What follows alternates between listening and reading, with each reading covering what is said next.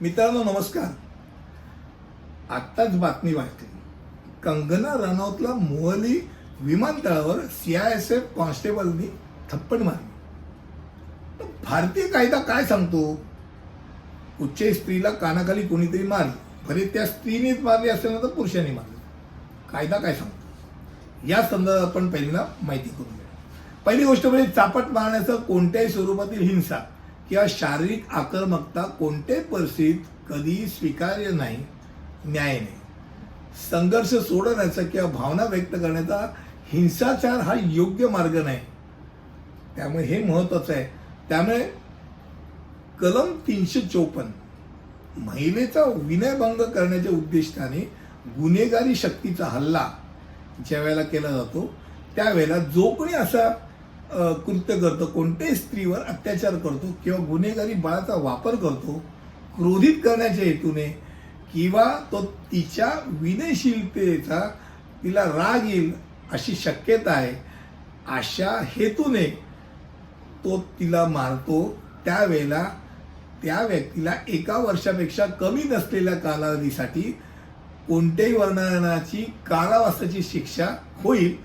परंतु जे 5 वर्षापर्यंत ते वाढू शकते, 1 वर्ष ते 5 वर्ष, आणि दंडाची ती जबाबदार असेल.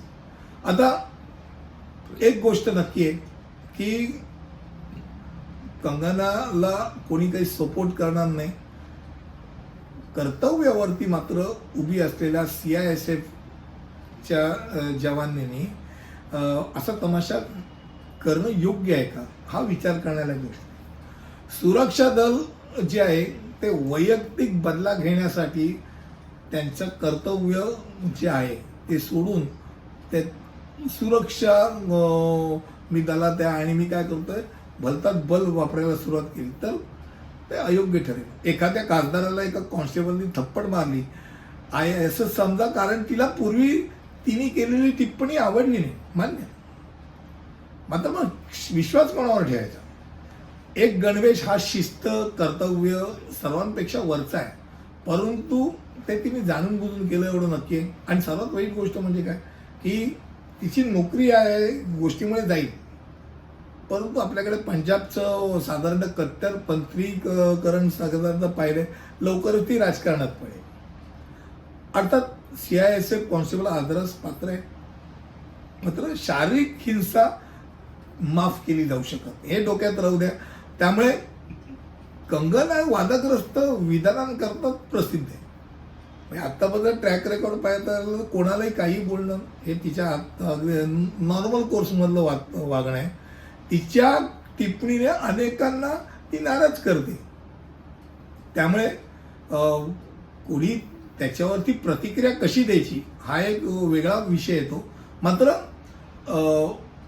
ड्युटीवरच्या पोलीस ऑफिसरने अशा कुठच्या प्रकारचं कृत्य करणं हे 100% अयोग्य आहे असं नक्कीच कायदा म्हणतो, असं माझ्याकडनं मला नक्की म्हणावंसं वाटतं. अर्थात कंगना रनौत समजा काही उलटं काही बोलत असेल तर तिच्यावरती भारतीय कायद्यामध्ये तिच्यावरती कोर्ट केस करणं हेही शक्य आहे, आणि ते ज्यांना वाटतं त्यांनी करावं.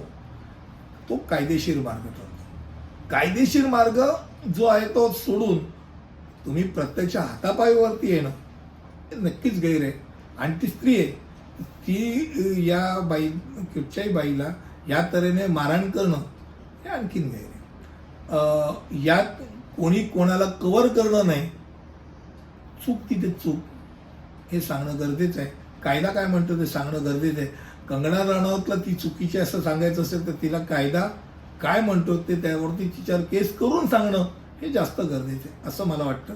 आणि हा विषय मी माझ्याकडनं कायदा काय म्हणतो एवढाच विषय होता, तो सांगितला. पुढच्या व्हिडिओमध्ये असंच काहीतरी घेऊन आता इथेच थांबतो. धन्यवाद.